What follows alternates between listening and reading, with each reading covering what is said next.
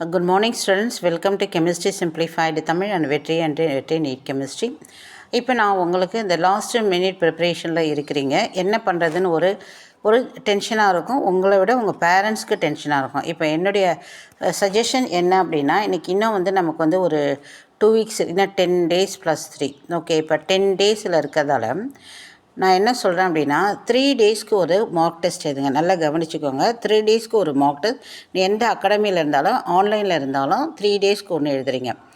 அப்போ ஃபஸ்ட்டு இப்போ mark test நீங்கள் ஒன்று எழுத போகிறீங்க அப்படின்னா, இன்றைக்கி டியூஸ்டே வெனஸ்டே தேர்ஸ்டே. டியூஸ்டே ஃபுல்லாக ஃபிசிக்ஸ் எடுத்துக்கோ, Wednesday chemistry, Thursday biology. So ஒரு நாளைக்கு ஒரு சப்ஜெக்ட் எடுத்து 1/3 முடிங்க. இப்போ நான் கெமிஸ்ட்ரி ஃபேக்கல்ட்டி. கெமிஸ்ட்ரியில் மொத்த லெசன் 20 நீங்கள் 3 டிவைட் பண்ணிங்க வச்சுங்க, 3 15. ஸோ ஒரு 6 லெசனாக பிரிச்சுக்கிறீங்க. ஸோ ஃபஸ்ட்டு ஒரு 6 லெசனை ஃபஸ்ட்டு மார்க் டெஸ்ட்டு தரவு பண்ணிவிட்டு மீதி லெசனை ஒரு கிளான்ஸ் பார்த்துக்கிட்டுக்கோ.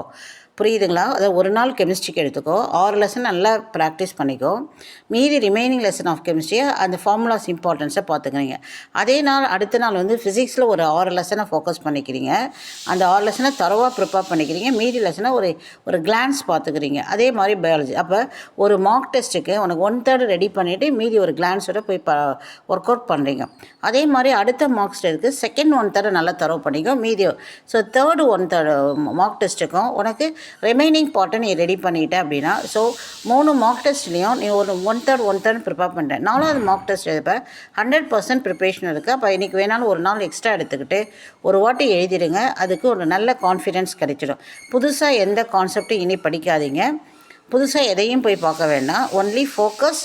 ஒரு 1/3 ஒரு மார்க் டெஸ்ட், அகெயின் 1/3 ஒரு மார்க் டெஸ்ட், இன்னொரு.